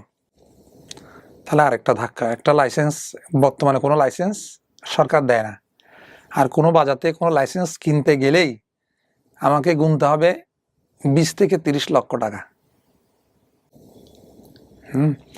একটা বিজনেস কোথায় শুরু হয়েছিল 20 থেকে 25,000 টাকার বনফুলের প্রোডাক্ট দিয়ে শুরু হয়েছিল অ্যাজ এজেন্ট হিসেবে, সেটা এখন কোথায় এসছে? And the thing is that আমরা এখন পর্যন্ত লাভ দেখতে পাচ্ছি না, কিন্তু আপনার জীবনের যে অভিজ্ঞতাগুলো হচ্ছে প্রতি পদে পদে, সেটা কিন্তু অমূল্য, সারা জীবন ভেঙে খাওয়ার মতো। জি বলেন। তারপর লাইসেন্স কোথাও পাচ্ছি না, হঠাৎ করে মামাটা আমাকে একদিন বলল, ও মানে আমার এক পরিচিত মহল লাইসেন্স বিক্রি করে ফেলবে, তুমি যদি কিনতে চাও নিয়ে নাও। আমি কত টাকা? হয় ভেঙে দিব, যা হয়। আমি মামা দেখা, আমার কাছে তো টাকা বেশি নাই, আমি অত টাকা কেমনে দিব, আপনি আমাকে যতটুকু পার একটু হেল্প করিয়েন। আচ্ছা ঠিক আছে, তুমি আসো। তো আমার কাছে যে টাকা নাই এটা আমি কাউকে কিন্তু বুঝতে দিই না, শুধু আমার ফ্যামিলি ছাড়া, আত্মীয় ছাড়া আমি কাউকে বুঝতে দিই নাই আমার কাছে টাকা নাই। আমার কাছে সব টাকা আছে, কত তোমার 50 লাগবে দিব, বাইরের বিজনেস ওয়ার্ল্ডে। হ্যাঁ ঠিক আছে, আমি পারফেক্টলি ওকে। তো তো বসলাম কথা নিয়ে। Never shows your weakness. আজকের এই স্টোরিতে অনেকগুলো লেসন আছে যেগুলো আপনারা যখন এই অনার্স মাস্টার্সে পড়বেন সেগুলোতে থিওরিটিক্যাল আপনাদেরকে শেখানো হবে, কিন্তু এখানে সব পাঠাবেন। ইটস কম্পাইল একটা মানে প্যাকেজ যেখানে সব কিছু আছে ম্যানেজমেন্টের। ওকে, যে never shows your weakness to others. বসলাম তো বলছে বাজারে তো এখন এরকম চলতেছে, আমাকে 20 লাখ দিতে হবে। ওই ভদ্রলোক বলল, তো না সরি একটু বেশি বলল। মামা বললো যে দোস্ত তুমি অত চাইও না, টাকা 20 লাখ দিবে তোমাকে। হ্যাঁ ঠিক আছে 20 লাখ, কিন্তু টাকাটা একসাথে দিব না। আমি আপনার লাইসেন্সের পার্টনার হবো 50%, পুরা না, কারণ আমি তো পুরা দেওয়ার ক্ষমতা রাখতেছি না। হ্যাঁ, তো 50% দিব, আর 50%-এর বিনিময়ে আপনাকে কিছু আমি প্রফিট দিব, মানে কাজ করে কাজ আপনি করবেন কিন্তু লাইসেন্সের একটা ফি দিবেন আপনি। একটা ফি দিব আপনাকে। তো উনিও এটাতে রাজি হয়ে গেল। তখন 10 লাখ কোথায় থেকে দিব? ওই 10 লাখ কোথায় থেকে দিব? কি দিস ইজ কল ম্যানেজমেন্ট। পকেটে নাই পয়সা, ভাই আমি একটু ইন্টারাপ্ট করছি, পকেটে নাই পয়সা ওই অবস্থায় সে 20 লক্ষ টাকার একটা লাইসেন্স কিনছে এবং লাইসেন্সেরও ম্যানেজ হয়ে গেছে, সেখানেও কোনো টাকা নেই, সেখানে আবার পলিসি করে 50% নিচ্ছে। 50% নিয়ে বাকি 50% তাকে একটা মূলা ঝুলাই রাখছে যে প্রফিট দিব। প্রফিট করবে কি করবে না কোনো গ্যারান্টি নাই, এবং তারপরের বিষয় হচ্ছে যে পকেটে সেই 10 লাখ টাকাও নাই। Can you even imagine what a story. তারপর রাত্রে বললাম আমি কি করা যায়, তো বলছে তোমাকে আমি 50% দিয়ে দিব, ম্যানেজ করে দিব। কিভাবে? আপুর কাছ থেকে আরো 5 লাখ নিব। 5 লাখ ইন দ্য মিডিয়াম যেটা আমি নিয়েছিলাম লোনের জন্য, এটা আমি শোধ করে ফেলেছি এর ভিতরে। হ্যাঁ, আপার কাছ থেকে 5 লাখ আবার নিই, 50,000 করে তুমি দিয়ে দিও। হ্যাঁ ঠিক আছে। তো এফডিআর ব্যাংকে আবার 5 লাখ এনে দিল আমাকে। তো আমি ওনাকে 5 লাখ দিয়ে দিলাম।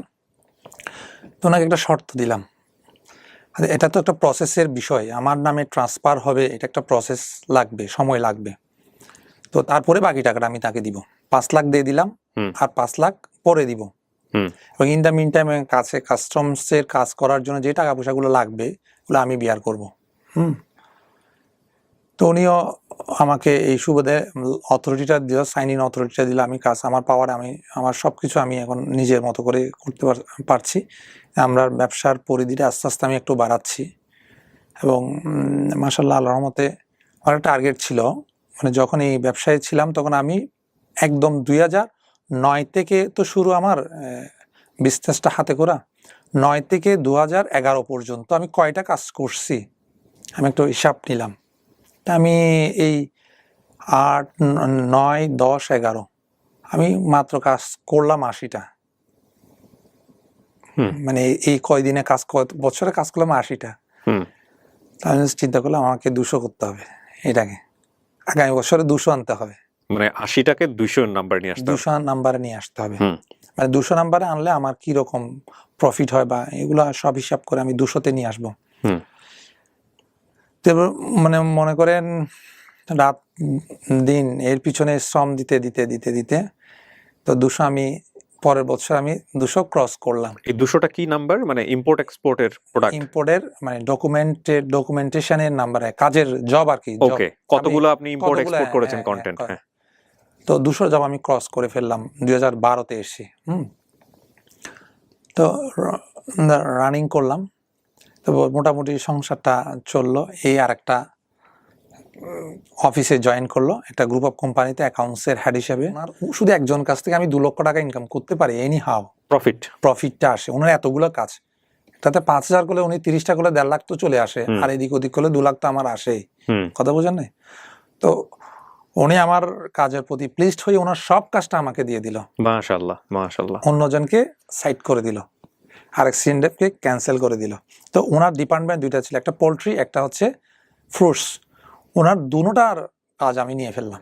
তখন আপনার প্রতি মাসে 2 লাখ প্লাস হচ্ছে প্রফিট। ওকে, তারপর 2 লাখ প্লাস হচ্ছে প্রফিট। তারপরে বললাম একদিন চল আমরা ফ্ল্যাট দেখি না, চিটং ক্যান্টনমেন্ট ডিওএইচএসে, যেটাতে আপনি বর্তমানে বর্তমানে থাকি, আপনার নিজের ফ্ল্যাট। হ্যাঁ। আপনার আর্থিক মূল্যমান কোটি টাকা ছাড়ালো কত সালে? 2012 সালে নাকি তার একটু পরে গিয়ে? এরপরে গিয়ে 13-14 গিয়ে 14-15 গিয়ে আমার মোটামুটি আমি কোটি টাকার কোটি টাকা ক্রস করেন আপনি? ক্রস করে ফেলি। এরপরে যখন আমি ওই যে টার্গেট করলাম প্রথম আমার 80 থেকে 200 পরে আমি করলাম এবার করতে হবে আমাকে 400 বছরে? বছরে 400 দেখলাম আমি ওটাই ক্রস করলাম। মানে টার্গেট যেটা রেখেছেন টার্গেট ফিল আপ হয়েছে? টার্গেট ফিল আপ করলাম। এরপরে করলাম 500 আসতে পারে, এখন আবার 200 বাড়া যাবে না এখন, মানে এখন আর 200 বাড়ানো যাবে না, আচ্ছা, আমাকে 500 করতে হবে। মানে 200 থেকে জাম্প করে 400, 400 থেকে 500 মিট করেছেন? হ্যাঁ 500।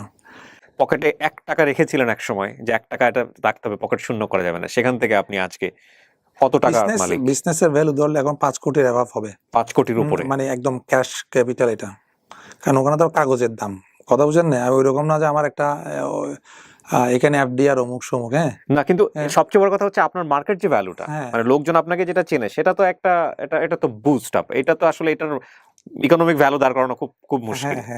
এটা হচ্ছে বিষয়। কিন্তু আমি আপনাকে একটা কোশ্চেন করতে চাই, আমি গল্পটা যে জায়গাটায় নিয়ে এসেছি, এই যে আপনার লাইফ, মানে আকলিমার সঙ্গে পরিচয় হওয়ার পরে আপনার স্ট্রাগল বা তার সমসাময়িক আপনার যে বিজনেস শুরু করা, এই লাইফে আপনি সবচেয়ে বড় যদি ক্রেডিট দিতে হয় আল্লাহর পরে, তাহলে আপনি কাকে দিবেন? এখন তো বলি তাকে বলি। এখন মানুষের কথা বলা হচ্ছে, এই মানুষটা স্টুডিওর বাইরে ছিল, এতক্ষণ তাকে আমরা কষ্ট করে বসিয়ে রেখেছি, আমরা এই মানুষটাকে একটু নিয়ে আসতে চাই এবং আপনাদের সঙ্গে পরিচয় করিয়ে দিতে চাই। আমি বারবারই বলছি, ব্র্যান্ডিং বাংলাদেশের ফার্স্ট এপিসোডটা আমি শুরু করেছি একটা রাষ্ট্রের সবচেয়ে ক্ষুদ্রতম ইউনিট, ফ্যামিলি থেকে, যে পরিবারে হাজব্যান্ড ওয়াইফের সম্পর্কের জায়গাটাতে আমি দেখিয়েছি বা দেখাবার চেষ্টা করছি যে এটা সাপোর্টিভ হলে একটা মানুষের জীবন কতটা মানে এক্সাম্পল দেওয়ার মতো হতে পারে।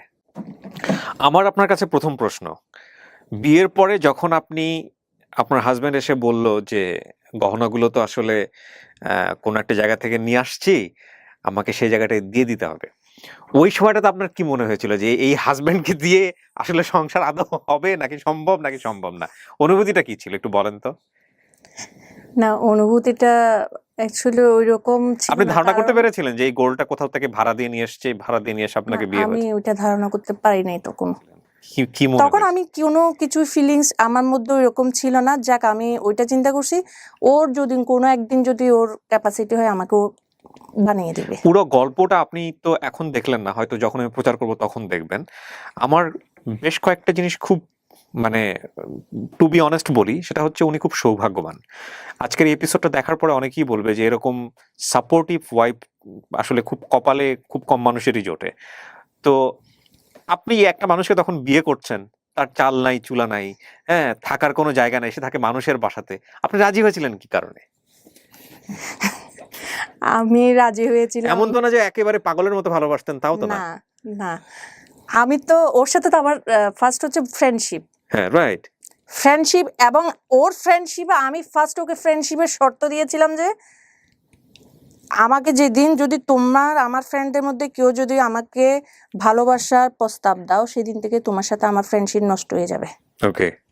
ওদেরকে সবাইকে সে শর্ত দিয়েছিল, কিন্তু কারণ ওর প্রতি আমার সেরকম কোনো ফিলিংস ছিল না। কিন্তু হাতটা তো আপনি প্রথম ধরেছিলেন, আমি যতটুকু জানলাম ওনার কাছ থেকে বিয়ের প্রস্তাব দেওয়ার পরে। আমার হাতটা আমি ধরেছিলাম। ও হচ্ছে এমন একজন খুব ক্লোজ ফ্রেন্ড যে আমার সব কিছু বিপদে আগে আসতো। ও আমার সব কিছুতে, যেমন আমি বলি, আমি যখন আমার গ্রাম থেকে প্রায় 2 ঘন্টা পথ পাড়ি দিয়ে আমি ওদের এলাকায় কলেজ করতে যেতাম, 2টা কলেজ বাদ দিয়ে আমি ওদের এলাকায় কলেজ করতে যেতাম, আমার মুখে থাকতো নেকাব। উনি সাপোর্ট দিত আপনাকে? ও মানে ওখানে আমি সন্ত্রাসীদের জন্য আমি ক্লাস যেতে পারতেন? হ্যাঁ, একদম ইনিশিয়ালি বলেছে উনি আমাকে সে কথাগুলো। আমার খুব প্রবলেম ছিল, এবং ও আমাকে যেটা করতো বাস স্ট্যান্ড পর্যন্ত এসে আগে পৌঁছে দিয়ে যেত, আমি ওইদিকে পৌঁছাতাম। মানে আমি কখনো ক্লাস করতে না পারলে ও আমার নোটগুলো কালেক্ট করে রাখতো। মানে আমার সব কিছুতে, আমি একটা টিচারের কাছে প্রাইভেট পড়তাম, আমি অনেক সময় আসতে অনেক কেয়ারিং ছিল। হ্যাঁ, আরো একটা ব্যাপার ছিল, যেমন এখনকার যুগে বা তখনকার যুগে আমাদের সময় যারা ফ্রেন্ড ছিল তাদের মধ্যে একটা দৃষ্টিতে মেয়েটা সুন্দর, মানে একটু ওর টাচ মধ্যে করি, সেই জিনিসটা ছিল না কখনো, একটু হাত ধরি, হ্যাঁ, একটু টাচ করি, বা ওকে আমি একটা মানে একটু দুষ্টামিমূলক কথা বলি, হ্যাঁ, ওর মাঝে আমি সেটা কখনোই দেখি নাই। যেটা আপনি জীবনে অনেক সাফার করেছেন চারপাশ থেকে। হ্যাঁ, আমি জীবন অনেক সাফার করেছি এবং আমি এত সাফার মানে করলাম যে যেটা সাফার এটা করলাম যে আমি এমন এক সময় সন্ত্রাসীদের যন্ত্রণায় আমি এমন বলেছি আল্লাহকে তুমি আমার সৌন্দর্য নষ্ট করে দাও, কান্না করতাম। এমন একটা আমি সরকারি চাকরি ফেলে গ্রাম থেকে টাউনে এক কাপড়ে পালাই আসছি সন্ত্রাসীদের যন্ত্রণায়। ওকে, আমার লাইফটা সেরকম গিয়েছে। সেখানে আপনি মানুষটাকে ব্যতিক্রম হিসেবে পেয়েছেন, কিন্তু আমি আমার ব্যতিক্রম হিসেবে পেয়েছি, তার মধ্যে মনটাকে সে দেখেছে, সে আমার আদার সাইড কিচ্ছু দেখে নাই। আপনি এখন কিসে আছেন? কোনো জব করছেন এখন? না, আমি আর ও একসাথে তো বিজনেস আছে, এখন দুজন মিলে এক বিজনেস দিচ্ছেন? একই মাশাআল্লাহ, business। মাশাআল্লাহ। একসাথে বিজনেস আমার করতেছে। অ্যাকাউন্টটা পুরোটাই উনি নিয়ন্ত্রণ করেন। ও এখন ও ভাবি, আমি একটু আপনার কাছ থেকে জানতে চাই, সেটা হলো যে আপনার জামাই যে আজকে এতটা সফল, আপনি কি আগে কখনো বুঝেছিলেন যে এই লোকটার দ্বারা হবে, এই লোকটা পারবে সফল হতে? একদম অনেস্ট অপিনিয়ন বলেন। একদম আমি বুঝেছিলাম। বুঝেছিলেন? আপনার জামাইয়ের ঘরে আসার আগে আপনাদের তখন আক্ত হয়েছে, ওই অবস্থায় আপনি জানতে পারেন যে ওনার শরীরে একটা ভাইরাস আছে, এটা একটা মরণঘাতী ভাইরাস, যদিও এটা ঘুমন্ত অবস্থায় আছে, যে কোনো সময় এটা চাইলে আল্লাহ না করুক জাগ্রত হইতে পারে। জাগ্রত হতে পারে। হুম। এটা জানার পরও আপনি তার সঙ্গে সংসার করলেন, আসলেন। হ্যাঁ, আমি যেটা জানার পরও ওর অনেক রিলেটিভ আমাকে ফোন করে বলেছিল এখনো আর সময় আছে, তুমি ছেড়ে দিতে পারো, কারণ ওর লাইফ রিস্ক আছে। আমি হাত যেটা একবার ধরেছি সেটা আমার ছাড়ার জন্য না। আর আমার ফ্যামিলিতে একটা কথা আছে, সেটা হচ্ছে তুমি লাল শাড়ি পরে ঢুকবা, সাদা কাপড় পরে বেরোবা। আমি তো ছাড়ার জন্য ওর হাতটা ধরিনি। আপনি হ্যাপি? আমি হ্যাপি। এটা আমি খুব বড় happy। একটা রিওয়ার্ড। ও কিন্তু আমার জন্য অনেক কিছু করেছে। আমি যেটা মনে করি অ্যাকচুয়ালি লাইফের মধ্যে সবচেয়ে যে জিনিসটা করতে হবে সেটা হচ্ছে স্যাক্রিফাইস। ট্রু। স্যাক্রিফাইস করতে হবে। আমি যদি স্যাক্রিফাইস করি আমি ফিউচারে কিছু পাবো, এটাই হচ্ছে ফার্স্ট। আর যেটা হচ্ছে অনেকে আমি এখন দেখি বিয়ে হয়ে যাওয়ার পর আমার শ্বশুরকে বা শাশুড়িকে, আমার শাশুড়িকে আমি একটু আলাদা থাকবো বা আলাদা করব, আমার মধ্যে কখনো ওই টেন্ডেন্সিটা ছিল না। আমি আমার দেবর, আমার ননদ, আমার শ্বশুর সবাইকে নিয়ে খুব চমৎকার। চমৎকার মানে একসাথে থাকার আমার খুব আগ্রহ ছিল, আলাদা হয়ে পেয়েছি। হ্যাপি থাকা যায় না। হ্যাপি থাকা যায় না এখনো, যদিও আমরা হয়তো কিছুটা কারণে হয়তো আমি আলাদা ফ্ল্যাটে থাকি, আমার শ্বশুর শাশুড়ি আমার দেবরের সাথে আলাদা, কিন্তু আমাদের মধ্যে এখনো মধ্যে কোনো ধরনের মানে আমরা আলাদা থাকি এটা কেউ বলতে পারবে না, কারণ আমাদের মধ্যে সব সময় বন্ডিংটা এক। প্রিয় দর্শক এবং শ্রোতা,